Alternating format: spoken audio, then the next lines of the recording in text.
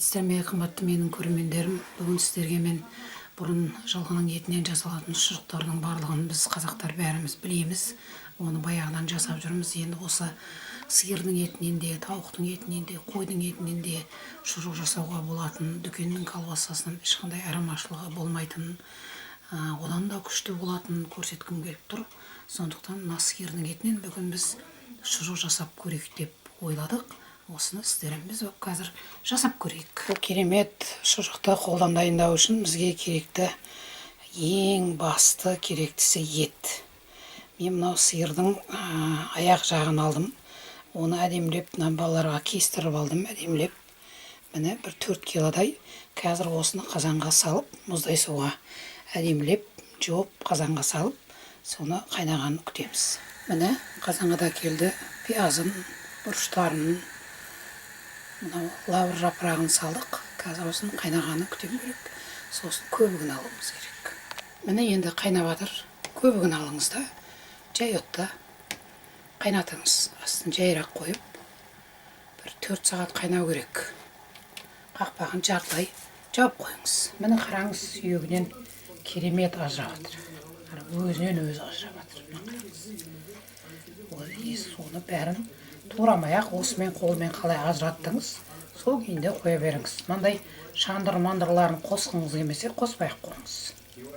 Оны былай да жеуге болады. Сүйектерінен ажырап керемет болып тұр, қараңыз. Еттің өзі керемет болып тұр.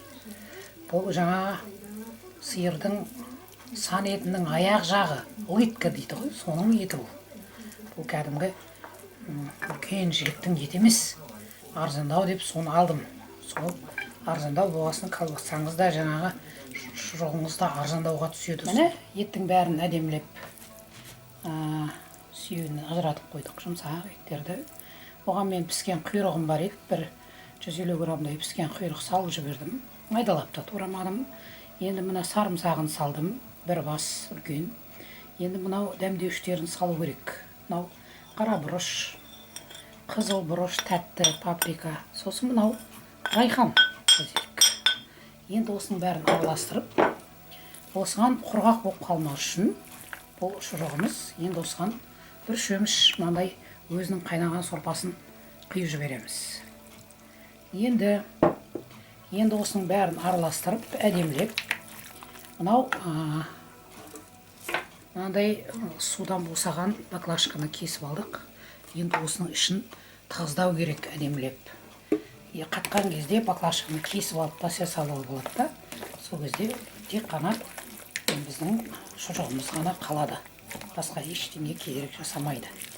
Міне көріңіз, әдемілеп аламыздағы араластырып. Енді дәмі керемет болып тұр. Піскенінің өзінде де керемет. Ал қазір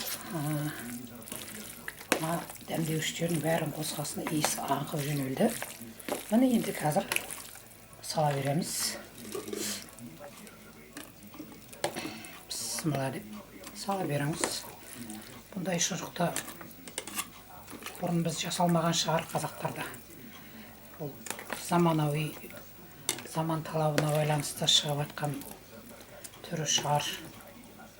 Ет онша қатты туралмаған. Көріңіз, өте жіңішке туралмаған ет. Міне, осындай жерде тығызда жіберу керек. Мына картоп безетімен арасын тығызда жіберіңіз. Себебі арасында қуыс қалып қалмауы мүмкін. Міне осылай сала беріңіздер. Міне әдемілеп тығыздап салдық. Біреу, сосын мынау кішілеу болып қалды, біреуі. Енді осыған үстіне енді ауа кірмес үшін осылай байлап қойдық. Қатты байламадық. Мынау кішісін де солай байлаймыз. Қатты байламадық. Сен же, мен же, күшті, керемет шұжық болады. Енді осыны мынау салқын жерге тоңазытқышта сақтаймыз 1 күн. Асығысына 1 күн сақтайық, сонан кейін көреміз. Мынандай кешегі түлкіге салған шұжығымызды алдық, кесіп әдемілеп, екіншісін де алдық. Енді мына кесіп көріп отырмыз, қараңыз. Керемет болған.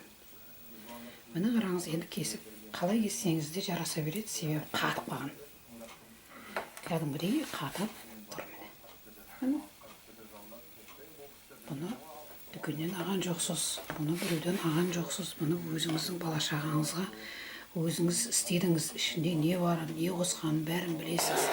Міне енді осылай жасап жүруіңізге де болады. Үйіңізге балаларыңыз ғана бәріне ұнайды. Қазір көркемдейік. Міне дастарханға келді, кесіп жатырмыз, қараңыз. Кейбір жерінде қырмай бар, кейбір жерінде жоқ. Кәдімгі сиыр етінен жасалған әдемі шұжық. Қалай жесеңіз де болады. Тек қана етті көбірек қайнатасыз, қалғанның бәрі оп-оңай. Міне көріңіз, мектепке баратқанда, келатқанда балаларыңызға нанның үстіне берсеңіз де болады. Бұлай да тамақтарға қосып жесеңіздер де болады. Дастарханда тұруға тиіс керемет тағам. Бұл жаңа жылқының етінен жасалатын шұжық емес, бұны кәдімгі сиырдың етінен жасадық. Көріңіздер, басқа да еттерден жасауға да болады. Көріңіз, керемет шұжық жасадық. Қолдың кәдімгі қолымызбен. Енді осыны ұнаса лайк басыңыздар, комментарий жазыңыздар. Сіздер осылай жасап жүрсіздер ма?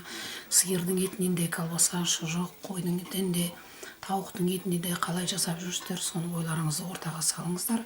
Әрбір комментарийларыңыз мен үшін өте маңызды. Менің каналымды қуаттап, қолпаштап жүргендеріңізге мың алғыс. Инста парақшамызға кіріп отырыңыздар. Астарыңыз дәмді болсын.